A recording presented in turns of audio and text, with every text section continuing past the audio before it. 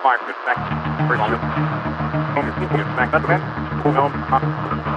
में रेखा गुप्ता जी के बारे में नहीं है, जो निश्चित रूप से आज अखबारों में छपना चाहिए, जो सोशल मीडिया में तो भले हों, लेकिन अखबारों में छापना उन्हें जरूरी नहीं समझा। तो चीफ मिनिस्टर की सूची में जितने लोग थे, ऑलमोस्ट सभी की जो बेसिक पब्लिक लाइफ क्वालिफिकेशन थी वो यही थी कि कौन कितना अभद्र अश्लील बातें कर पा रहा है। कि एक पार्टी जो खुद को संस्कारी सनातनी बताती है, कम से कम खुल के तो वो ये नहीं कहती है ना कि हम गाली देने वाले हैं, गाली देने वालों का समर्थन करते हैं, गाली ही देंगे और गाली से ही बात करेंगे, गाली के अलावा हमें और कुछ नहीं आता है। एक रमेश बिदूड़ी ने जब पार्लियामेंट के अंदर वो कठुए वो आतंकवादी बोल दिया था और उसका कुछ ही नहीं हुआ, इसका मतलब है कि उस राजनीतिक दल की ये एलिजिबल क्वालिफिकेशन है कि कुंभ में नहाने वाली बच्चियों और महिलाओं के जो चित्र हैं उनको सार्वजनिक रूप से नीलाम किया जा रहा है। अस्पताल में प्रेग्नेंट लेडीज के इंजेक्शन लगवाने वाली महिलाओं के फोटो हजारों 500 रुपए में बिक रहे हैं। वो इसी ग्रह की पार्टी है, यहीं की नैतिकता, यहीं की सामाजिकता उसको भी पता होगी, उससे अवेयर होगी, और इसके बाद भी हमें ये कहना ही पड़ता है कि ये उनका इंटरनल मामला है, इस संविधान का मामला है। पंकज जी, सभी लोगों को विरोध करना चाहिए, ऐसे लोगों को चुने जाने पर विरोध करना चाहिए। ये जो छुप के देखने की कुंठा है, यही गालियों में परिवर्तित हो रही है। देखिए, ऐसा नहीं है अब हमको लगता है कि सोशल मीडिया पे लोग गाली देने लगे, गाली पहले से भी उनके मन में थी, उनको एक मंच नहीं मिलता था। आप किस आदर्श देश की बात कर रहे हैं, किस आदर्श राजनीतिक दल की बात कर रहे हैं? मैं तो सोचता हूँ कि संविधान हो चीजें बस, और कानून के हिसाब से चलें। कौन सा कानून? भारत का कानून, भारत का कानून जिसपे चंद्रचूड़ भी वीसी में इंटरव्यू दे रहे थे। दो किस्म का कानून, उमर खालिद के लिए अलग कानून होता है और बाकी लोगों के लिए दूसरा होता है कानून। वो A to Z गिनाते हैं, लेकिन A to Z में यू नहीं आता उनके लिए। शासन में आप किस नैतिकता की बात करेंगे? जो 28 मौत की बात कर रहे थे, अब उन्होंने विधानसभा में 37 डेथ का एक्सेप्ट कर लिया। 18 फरवरी को सरकार ने चीफ इलेक्शन कमिश्नर नियुक्त कर दिया। एक दिन पहले ही जस्टिस सूर्यकांत ने कहा था कि आपको इसके कॉन्सिक्वेंस भुगतने पड़ेंगे अगर आपने नियुक्ति कर दी तो। कुछ नहीं हुआ। असली बात यह है कि जो संविधान को जानता है वो अच्छी से समझेगा, इसमें अब कुछ भी होना प्रैक्टिकली इम्पॉसिबल है। भारतीय संविधान का अनुच्छेद 324(5) ये कहता है कि अगर एक बार चीफ इलेक्शन कमिश्नर नियुक्त हो गया, जो कि ये हो गए हैं, तो सुप्रीम कोर्ट सर केवल खड़ा हो जाएगा, उसको हटा नहीं सकता। उसको हटाने की प्रक्रिया वही है जो सुप्रीम कोर्ट के न्यायाधीश को हटाने की प्रक्रिया है। अब वो कभी नहीं हटाया जा सकता जब तक वो अपना कार्यकाल पूरा नहीं कर ले। भारतीय जनता पार्टी और आरएसएस क्या है, वो चुनाव जीतने की मशीन बना हुआ है। चुनाव जीतने की मशीन बनने के साथ ही वो सभी कर्म और कुकर्म को बोल रहा है कि हमने तो ऐसा ही कर दिया है। जिसमें अलीगढ़ में एफसीआई का गोदाम है, उसमें 20,000 मीट्रिक टन गेहूं और 5,000 मीट्रिक टन चावल, इस पे कीड़े लग गए। वर्ल्ड हंगर इंडेक्स में हम किस पोजीशन में हैं वो बताना भी शर्म की बात है। कि सिर्फ महाकुंभ का मिसमैनेजमेंट नहीं है, पूरे प्रदेश में, पूरे देश में मिसमैनेजमेंट फैला हुआ, जिसकी ये बानगी है।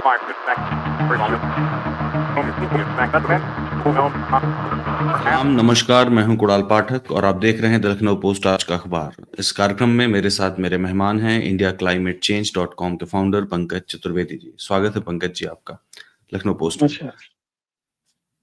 पंकज जी, रेखा गुप्ता को दिल्ली की मुख्यमंत्री बनाना तय किया भारतीय जनता पार्टी ने। आज संभवतः उनका शपथ ग्रहण होगा।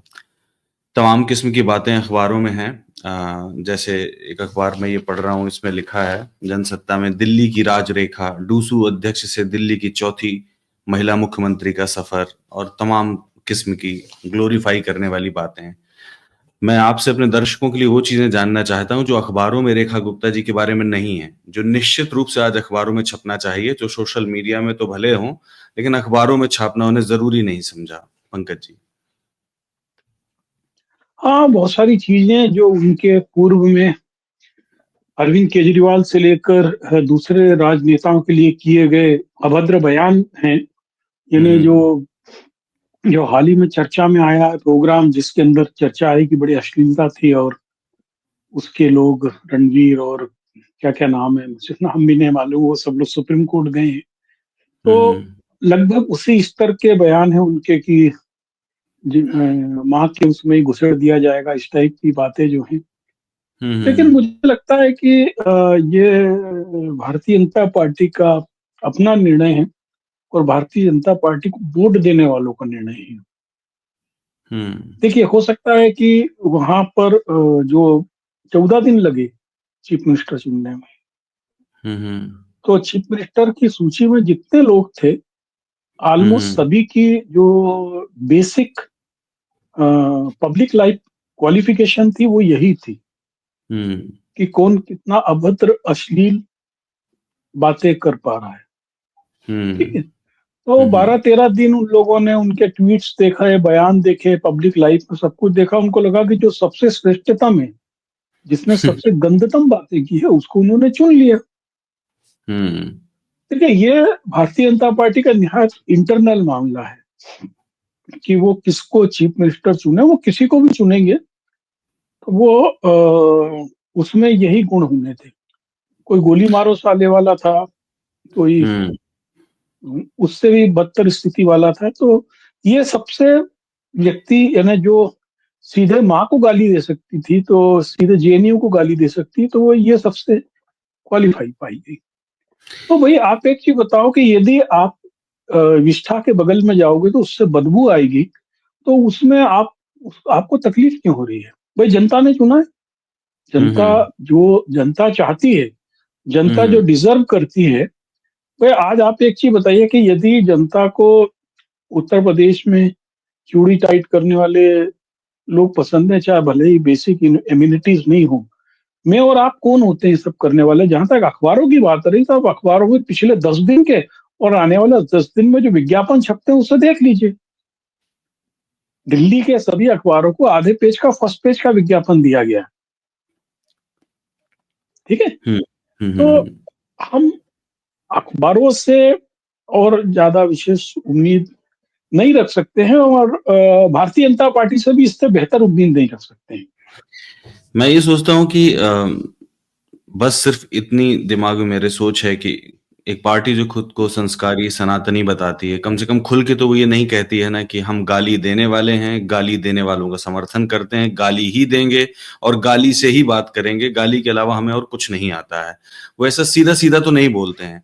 वो ये कहते यही हैं कि हम इन चीजों से दूर रहते हैं, और जब रणवीर इलाहाबादिया जैसे लोग सामने आकर एक अभद्र भाषा का इस्तेमाल करते हैं तो उसके विरोध में भी खड़े हो जाते हैं। तो ऐसा तो नहीं कि उनके आंखें बंद हैं या उनके कान खत्म हो गए हैं कि उनको पता नहीं चलता कि रेखा गुप्ता जी ने किस किस्म की भाषा का इस्तेमाल किया है।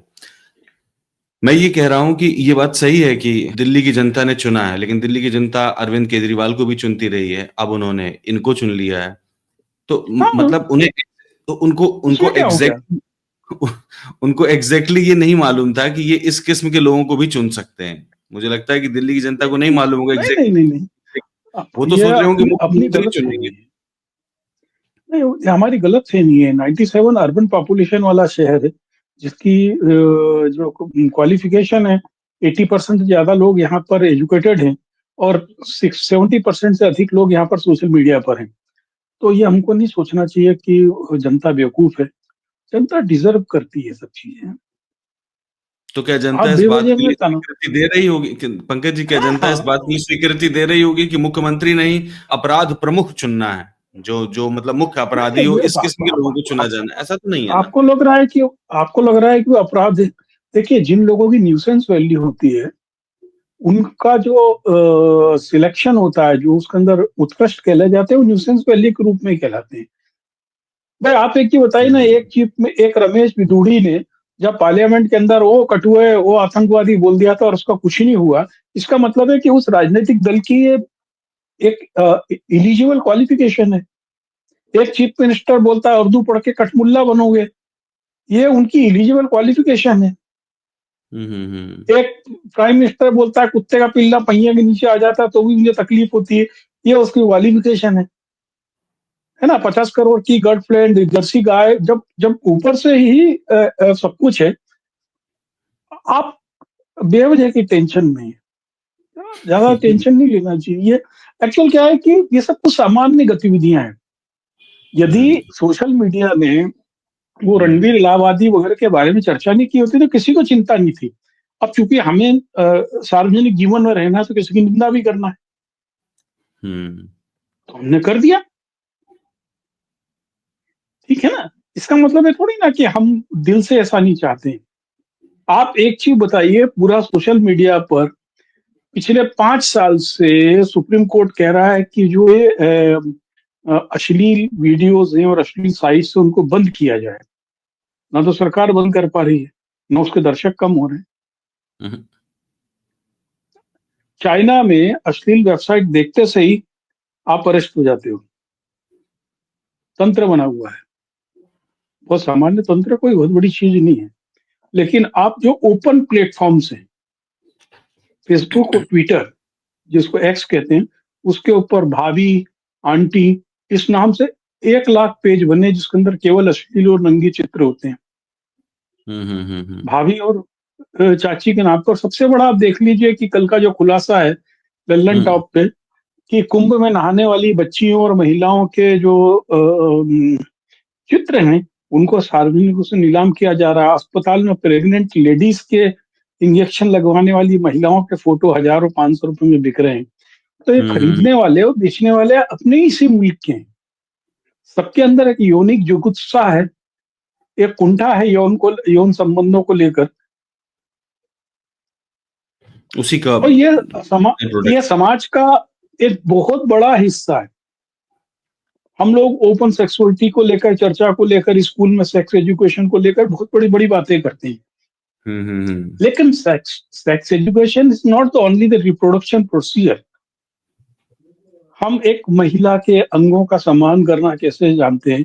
जब रेखा गुप्ता कहती है कि चीफ मिनिस्टर जो अरविंद केजरीवाल है, जिस माँ के से उससे निकला था उसी में घुसेड़ दिया जाएगा, तो ये जो एक विशिष्ट प्रक्रिया है जो वर्ल्ड में कोई वैज्ञानिक नहीं कर पाया, ये आरएसएस और बीजेपी कर सकती है। कि जो बच्चा जहां से निकल रहा है उसको फिर से घुसेड़ने की जो प्रक्रिया है। तो ये एक इतनी बड़ी वैज्ञानिक को चीफ मिनिस्टर बना दिया और आप कह रहे हैं कि गलत कर दिया।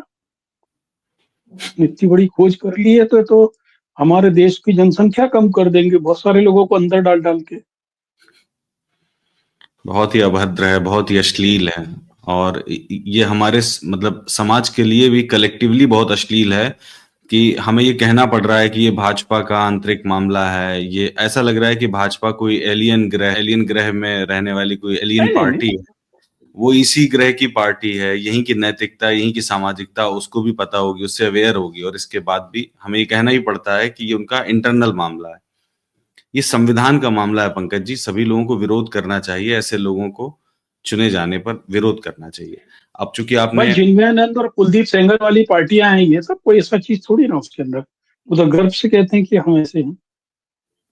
तो कोई देखिए एक्चुअल क्या है कि फिर मैं एक ब्रॉडर प्रश्न पे आऊंगा जी जी। कि हम लोग सेक्स एजुकेशन को लेकर, इंटर रिलेशंस को लेकर कितने बंद हैं, और बंद होने के कारण ही हमको सब कुछ छुप छुप के देखना पड़ रहा है। और ये जो छुप के देखने की कुंठा है, यही हम्म गालियों में परिवर्तित हो रही है। देखिए ऐसा नहीं है, अब हमको लगता है कि सोशल मीडिया पे लोग गाली देने लगे। गाली पहले से भी उनके मन में थी, उनको एक मंच नहीं मिलता था। अब सोशल मीडिया एक ऐसा मंच है, शायद लड़का लिख रहा है, उसका बाप ट्विटर पे नहीं है, वो खुल के माँ बहन की गाली दे रहा है उस पर। हम्म कल एक एक पोस्ट मैंने लगाई कि महाराष्ट्र का कांग्रेस का अध्यक्ष जमीन पे लेटे हुए हैं, तो उस पे हम्म। लिखने वालों ने एमसी तक लिखा। अब मुझको यह समझ में नहीं आया इसके अंदर उसकी माँ का या उसके आंतरिक संबंध का क्या ताल्लुक था। तो ये जो समग्र रूप से हमारा समाज है वो गालीबाज बन चुका है। स्पॉन्टेनियस एक्टिविज्म उसका कारण कि खाली दिमाग है। उनके पास कोई रोजगार नहीं है, उसके पास कोई काम नहीं, उनके पास भविष्य का कोई लक्ष्य नहीं है, उनके पास में देश को लेकर कोई सपना नहीं है। बिल्कुल हम सही। लोग देखिए, आप आपको एक चीज बताएं कि हम एक उत्सव धर्मिता के माहौल में जी रहे हैं। हर गांव कस्बे में आपको 20-30 लोंडे लफाड़ों का एक ग्रुप मिलेगा जो हम्म शुरू हो जाता है अभी से। जैसे अभी वो व्यस्त है कुंभ लोगों को लाने में, ले जाने में। जैसे हम्म कुंभ खत्म होगा तो फिर वो होली का चंदा इकट्ठा करने लगेगा। ठीक है ना? धीरे धीरे वो रावण जलाने लगता है, नवरात्रि करता है, गणपति करता है, फिर दिवाली पे आ जाता है, विश्वकर्मा पूजा का संजा दौड़ने लगता है। वो केवल शहर में 100 मीटर लंबी चुनरी निकालना, 9 दिन की नवरात्रि रखना, बगैर चप्पल के घूमना, मुसलमान को गाली देना, इसमें पूरी जिंदगी निकाल दे रहा है। उसके सामने हम्म। देश को लेकर कोई सपना नहीं है कि एक देश को कैसे बेटर किया जाए। और उसको इस प्रकार के लंपट गिरोहों को बढ़ावा भारतीय जनता पार्टी से एक राजनीतिक दल दे रहे हैं। उनके लिए जो बिल्कुल। लफंडर लोग हैं वो इनकी ताकत है। देखिए आज की तारीख में योग्यता क्या होगी? मैंने चुनाव जीत लिया इसलिए मेरे सब पाप धुल गए। आप समझ रहे हैं? यदि मैंने चुनाव जीत लिया इसका मतलब जनता ने बोला कि आपने कुछ भी नहीं किया है। ठीक है ना? बिल्कुल, इरोम शर्मिला बिल्कुल। को 100 वोट नहीं मिलते, हम बोलते हैं इरोम शर्मिला की जो मेहनत थी वो नाली में गई। सरदार मनमोहन सिंह साउथ दिल्ली से जमानत जब्त हो जाती, बोलते कोई वो तो राजनीति के लायक फिट आदमी नहीं था। हेड काउंट जो है वो इंसान की क्वालिटी को तय कर रहा है इस समय। ये तो है, शायद लोगों ने इसी को डेमोक्रेसी समझ लिया है, लेकिन फिर भी प्रदेश का मुखिया चुनते समय कुछ तो सावधानी बरतनी ही चाहिए। जैसे देखिए आप उत्तर क्यों प्रदेश भाई? में क्या हो। उत्तर प्रदेश में क्या सावधानी बरती थी? नहीं, उत्तर प्रदेश में भी कोई सावधानी नहीं बरती, यही तो मैं आपसे कह रहा हूँ कि सेंट्रल पोल्यूशन मध्य कंट्रोल प्रदेश में बोर्ड। क्या बरती थी? मध्य प्रदेश में क्या बरती थी? हम्म। हर जगह की क्वालिफिकेशन एक ही है। आप किस आदर्श देश की बात कर रहे हैं? किस आदर्श राजनीतिक दल की बात कर रहे मैं तो सोचता हूँ कि हैं? यहाँ संविधान सम्मत हो चीजें बस, और कानून के हिसाब से चलें, बाकी तो कौन सा ठीक ही है। कानून? कौन सा भारत का कानून? भारत का कानून भारत जो का संविधान। कानून जिसपे चंद्रचूड़ बीबीसी में इंटरव्यू दे रहे थे। हम्म। दो किस्म का कानून, उमर खालिद के लिए अलग कानून होता है और बाकी लोगों के लिए दूसरा होता है कानून। वो A to Z गिनाते हैं लेकिन A to Z में यू नहीं आता उनके लिए। उमर खालिद नहीं आता है उसमें। तो ये कानून तो देखिए, कानून पूरे वर्ल्ड वाइड ऐसा ही है कि आप अपना चेहरा दिखाओ, मैं आपको कानून दिखा दूंगा।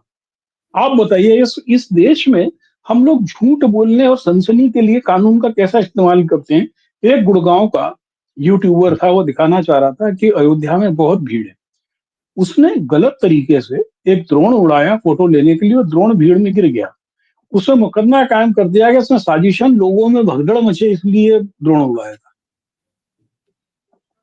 हर चीज को सनसनीखेज बनाना, और जहां सनसनीखेज बनना चाहिए, कुंभ क्षेत्र में जहां पर सार्वजनिक शौचालय बने हुए हैं, उन शौचालय से नीचे निकल के पिट्स में खुलेआम लैट्रिन पड़ी है और उसके ठीक बगल में सफाई कर्मचारी रह रहे हैं। वो बदबू का इलाका है सेक्टर 3 का। उस सनसनी पे हम किसी की निगाह नहीं जा रही। हमें तो नितिन गडकरी और अंबानी नहाते दिख रहे हैं खुले खुले नदी में, चौड़े चौड़े में। पर ये भी तो देखिए आप पंकज जी, कि जब सेंट्रल पोल्यूशन कंट्रोल बोर्ड अपनी रिपोर्ट में निकाल के ये कहता है कि वहां पर फीकल कॉलीफॉर्म जो है वो मानकों से अधिक पाए गए हैं, तो उत्तर प्रदेश के मुख्यमंत्री भरी विधानसभा में आकर ये कह देते हैं कि नहीं, आप गलत समझ रहे हैं, वो पानी जो है वो स्नान के लिए और आचमन के लिए बेहतर है, फिट है बिल्कुल। ऐसा नहीं है कि वहां नहा नहीं सकते हैं, आप ना सिर्फ नहा सकते हैं बल्कि आचमन भी कर सकते हैं उस पानी से जिसमें फीकल कॉलीफॉर्म की संख्या का जो घनत्व है वो मानक से अधिक है। सेंट्रल पोल्यूशन कंट्रोल बोर्ड कह रहा है, और मुख्यमंत्री जी साइट कर रहे हैं Uttar Pradesh pollution control board की रिपोर्ट, जिसको एनजीटी डांट चुका है कि आपने ये चीजें क्यों नहीं इंक्लूड की अपनी रिपोर्ट में। तो उन्होंने माफी मांग के Uttar Pradesh pollution control board ने कहा है कि हम नेक्स्ट रिपोर्ट में देंगे साहब इसको। उसी रिपोर्ट को साइट कर रहे हैं वहां बजट सेशन में मुख्यमंत्री।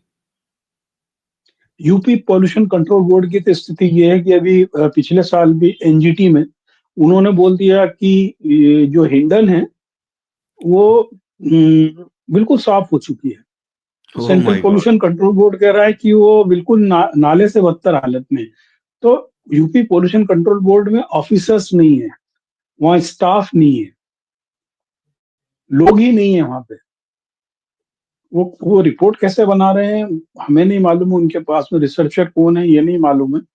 ये तो दुर्भाग्य है कि चीफ मिनिस्टर को एक ऐसी रिपोर्ट दी गई पार्लियामेंट विधानसभा में पढ़ने के लिए। मुझे लगता है कि चीफ मिनिस्टर को उस डिपार्टमेंट के हेड को सस्पेंड कर देना चाहिए था, लेकिन वो ऐसा नहीं करेंगे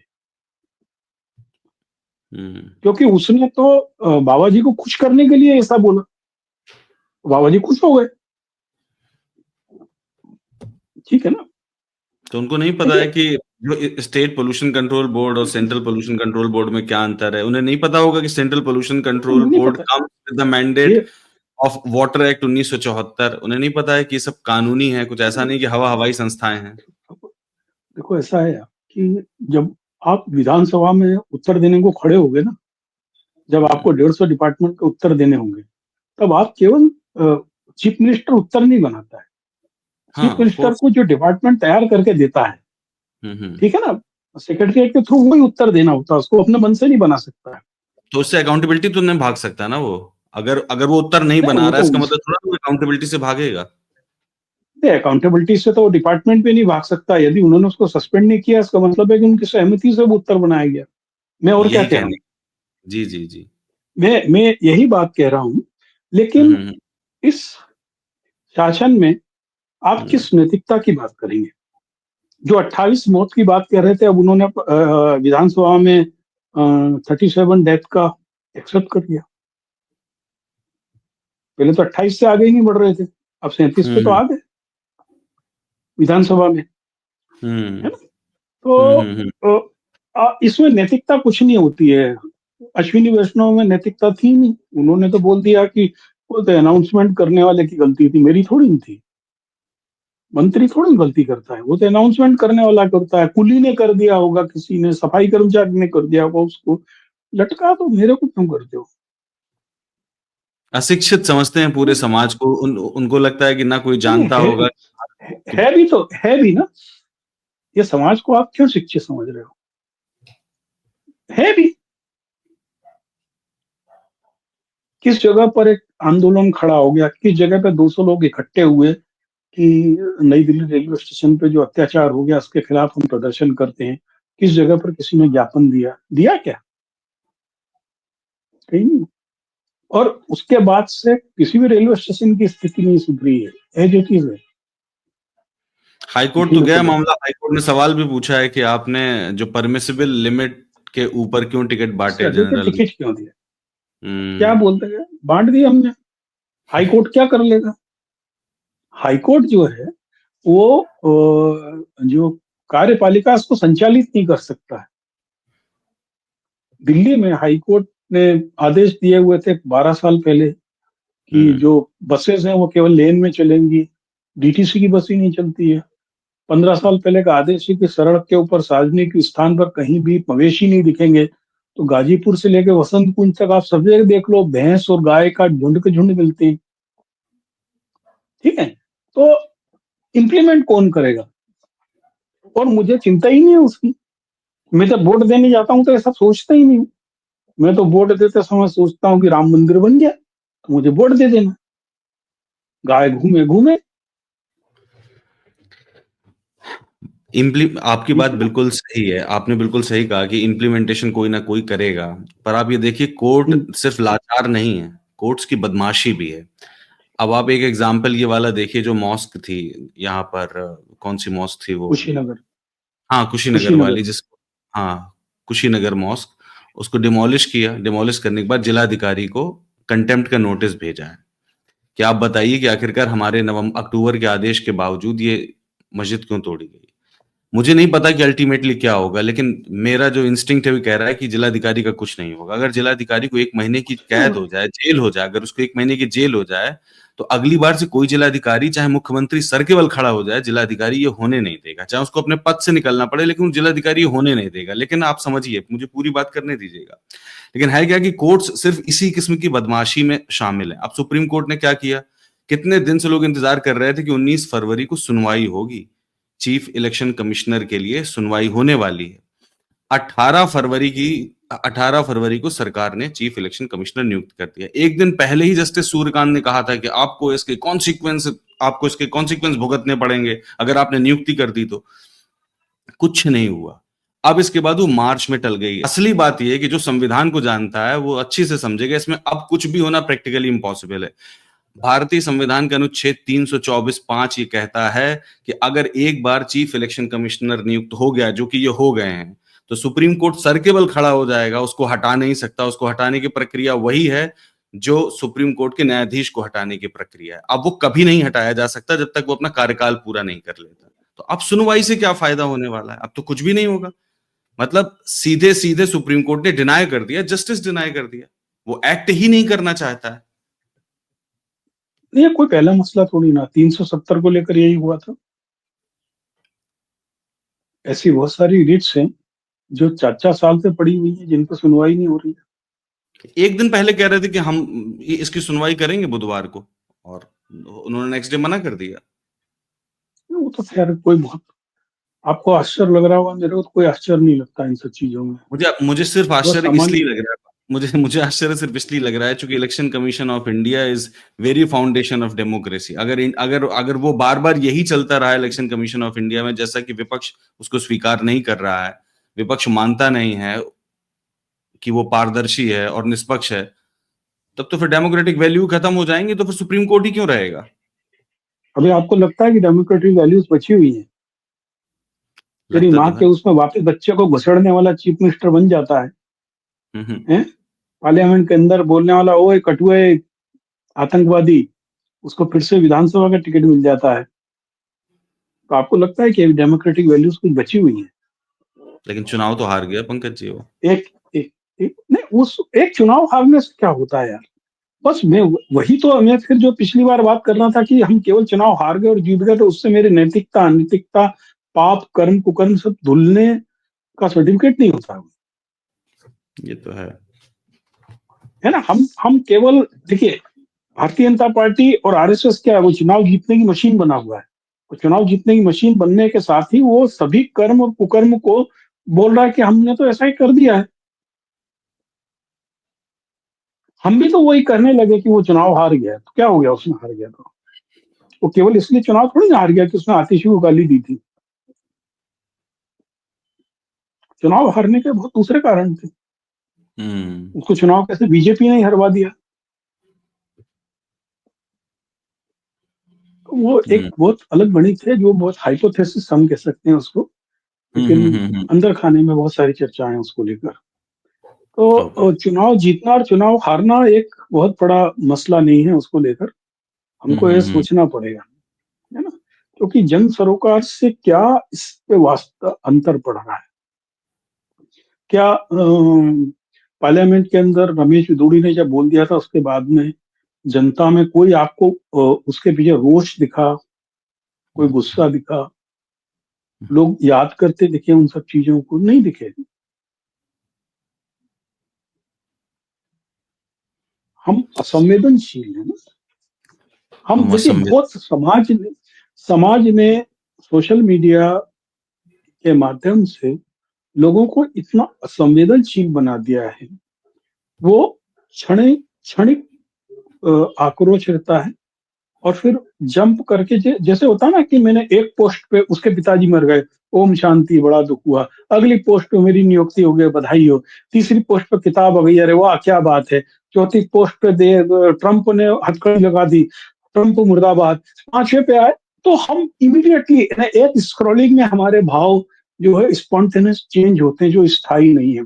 ये जो हुँ, स्पॉन्टेनियस भाव चेंज होना और स्थायी नहीं होना ने आदमी की मानसिकता को इस तरीके से जड़ कर दिया है, दुर्गंधपूर्ण कर दिया है कि वो लॉन्ग टर्म दूरदृष्टि से न तो समाज के बारे में, न देश के बारे में कोई सोच पा रहे हैं। हम एक उत्सव में जीते हैं, बस दैट्स ऑल। एक दिन तय कर दिया, उत्सव आज इसका हो गया, कल कल दूसरी चीज का उत्सव हो जाएगा, परसों हम लोग 60 करोड़ लोग नहा लिए इसका उत्सव करेंगे। ये सब चलता है। मुख्यमंत्री कह रहे हैं कि अगर सनातन का उत्सव करना अपराध है, तो ये उत्सव मैं बार-बार करूँगा। हम बार-बार इस उत्सव को करो ना, करेंगे। बिल्कुल और बिल्कुल करना चाहिए। ये भी कह रहे हैं कि जो है कि वो टॉलरेट नहीं करेंगे, अगर डिसरिस्पेक्ट ऑफ सनातन हुई तो टॉलरेट नहीं करेंगे। मतलब ये हुआ कि अगर महाकुंभ में अव्यवस्था हो और हम उस पर चर्चा करें, तो मुख्यमंत्री टॉलरेट नहीं नहीं करेंगे। नई दिल्ली में नहीं, कुछ उन्हें हो जाए और उस पर हम बातचीत करें, तो मुख्यमंत्री टॉलरेट नहीं करेंगे। कोई नहीं पुल गिर नहीं जाए और उस पर चर्चा करें, तो मुख्यमंत्री टॉलरेट नहीं करेंगे। इन सभी बातों के लिए सभी लोगों को, हर बोलने वाले व्यक्ति को जेल में घुसा देंगे। टॉलरेट नहीं करने का और क्या हाँ, मतलब है?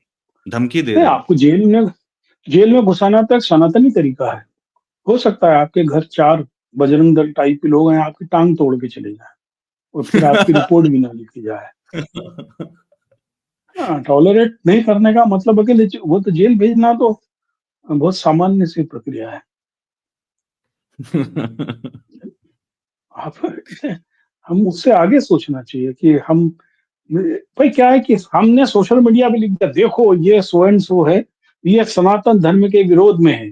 तो कोई आपकी जेब काटने के लिए 101 रुपए का इनाम दे देगा, कोई आपकी जुबान काटने के लिए 501 का इनाम की घोषणा कर देगा, कोई आपका सिर काटने को 1001 की घोषणा कर देगा, कोई आके आपको जूते मार जाएगा। हमें किसी के लिए नफरत का माहौल बनाने में कोई समय नहीं लग रहा है ना, हम्म। और जबकि देखिए कि ठीक है ना? मतलब मुख्यमंत्री जैसी संस्था को, मतलब मैं व्यक्ति तो नहीं कहूंगा, मुख्यमंत्री तो संस्था ही है, उसको ये ध्यान देना चाहिए कि उनके प्रदेश में ही अलीगढ़ की एक खबर है पंकज जी, जिसमें अलीगढ़ में एफसीआई का गोदाम है, उसमें 20,000 मीट्रिक टन इस गेहूं और 5,000 मीट्रिक टन चावल, इस पे कीड़े लग गए हैं। वर्ल्ड हंगर इंडेक्स में हम किस पोजीशन में हैं वो बताना भी शर्म की बात है, और इसके बावजूद लगातार मिसमैनेजमेंट हो रहा है। वही तो कह रहे हैं कि सिर्फ महाकुंभ का मिसमैनेजमेंट नहीं है, पूरे प्रदेश में, पूरे देश में मिसमैनेजमेंट फैला हुआ है, जिसकी ये बानगी है फूड कॉर्पोरेशन परसों ऑफ में देख इंडिया। रहा था परसों में देख रहा था कि एक लड़की के साथ में रेप हुआ और उसका बाप जो उसका आई विटनेस था उसको जिंदा जला दिया। ओह माय कहीं गॉड, कहाँ अलीगढ़ की? के आसपास की घटना देख कहीं अलीगढ़ के आसपास की कोई घटना ही थी। अब आप बताइए, वो अमर उजाला के किसी अंदर के पेज पे देखी थी मैंने, 2 कॉलम हम्म। की न्यूज थी। ऐसे कई समाचार आप देख सकते हैं। हम लेकिन इन अब ये भी खबरों बात पे नहीं चर्चा भी लिखना। नहीं होती ना। हाँ, लेकिन अगर महिला अपराध पर भी चर्चा करेंगे तो हो सकता है कि चीफ मिनिस्टर वॉन्ट टॉलरेट, उनको वो भी ना वो टॉलरेट करें। अब ये तो समझ, अब ये देखना पड़ेगा कि किस बात पर चर्चा की जाए जिसको वो टॉलरेट कर सकें, उसी पर चर्चा हो। बिल्कुल। ठीक है पंकज जी, आज की चर्चा को यहीं खत्म करते हैं। Thank you.